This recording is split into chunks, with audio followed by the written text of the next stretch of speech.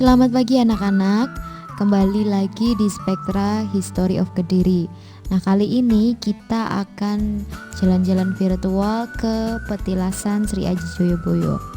Petilasan ini terletak sekitar 6 km sebelah utara Simpang 5 Gumul, Kabupaten Kediri, tepatnya di Desa Menang, Kecamatan Pagu. Di Simpang 5 Gumul ikuti jalur ke utara atau alamat lengkapnya itu di Jalan Butolocoyo nomor 296 Menang, Pagu, Kediri, Jawa Timur.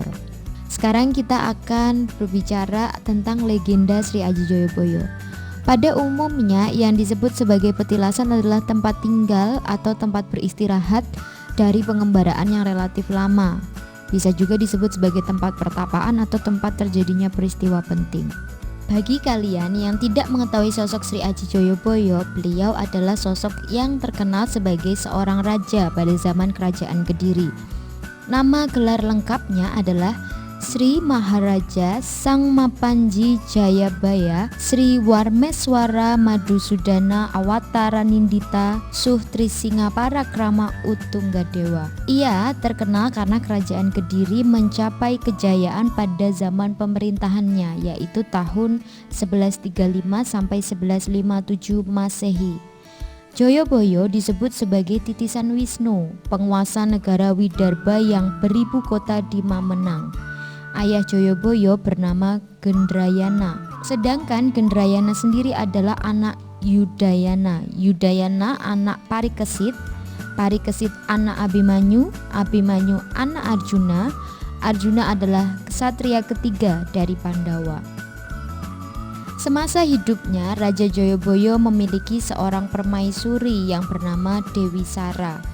Dari hasil perkawinannya, Raja Joyoboyo memiliki 3 orang putri dan seorang putra. 3 orang putri tersebut adalah Dewi Pramesti, Dewi Pramuna, Dewi Sasanti, dan seorang putra bernama Raden Jayawijaya. Petilasan Sri Aji Joyoboyo dibagi menjadi 2 tempat, yaitu Pamuksan Joyoboyo dan Sendang Tirto Kamandanu. Meskipun terdiri dari 2 tempat yang terpisah, tetapi merupakan satu kesatuan. Dan sebelum memasuki petilasan Sri Aji Joyoboyo, kita akan melewati 3 pintu. Dalam hal ini, masyarakat Jawa percaya jika manusia pasti mengalami 3 alam kehidupan, yaitu alam kandungan, alam nyata, dan alam sukmo atau alam akhirat. Sesuai dengan asal katanya, Pamuksan dapat diartikan sebagai tempat mukso dari Prabu Joyoboyo. Menurut legenda yang ada, Joyoboyo tidak dikatakan meninggal, tetapi ia mukso, yaitu menghilang bersama jasadnya.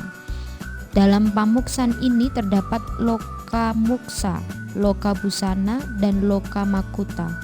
Masyarakat percaya terhadap hal tersebut karena sampai sekarang jasad Joyoboyo tidak pernah diketemukan. Pamuksan Sri Aji Joyoboyo dipugar pada tanggal 22 Februari 1975 dan diresmikan pada tanggal 17 April 1976.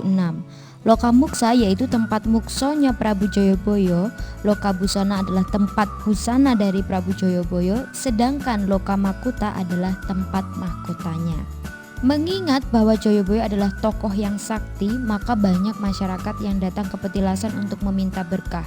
Tidak hanya terbatas pada warga sekitar saja, tetapi juga masyarakat luar Kediri. Selain dianggap sebagai tokoh yang sakti, Joyoboyo merupakan leluhur dari masyarakat Kediri. Oleh karena itu, kepercayaan masyarakat terhadap petilasan pun masih sangat tinggi. Nah, seperti biasa kalian akan mengerjakan soal terkait dengan cerita dari petilasan Sri Aji Joyoboyo. Silahkan kalian kerjakan di kertas folio dan nanti difotokan, kirim ke Google Classroom, dan bukti fisiknya harap dikumpulkan pada saat pengambilan rapor. Yang pertama, di manakah lokasi dari petilasan Joyoboyo? Yang kedua, jelaskan apa yang dimaksud dengan A. Petilasan, B. Pamuksan. Nomor 3, jelaskan secara singkat tentang sosok Sri Aji Joyoboyo. Dan nomor 4, tuliskan nama gelar lengkap dari Joyoboyo. Dan yang nomor 5, mengapa banyak masyarakat yang datang ke petilasan Joyoboyo? Apa tujuannya dan jelaskan. Dan yang terakhir, pesan moral apakah yang kalian bisa dapatkan dari cerita petilasan atau Pamuksan Sri Aji Joyoboyo? Terima kasih anak-anak, selamat mengerjakan dan Tuhan memberkati.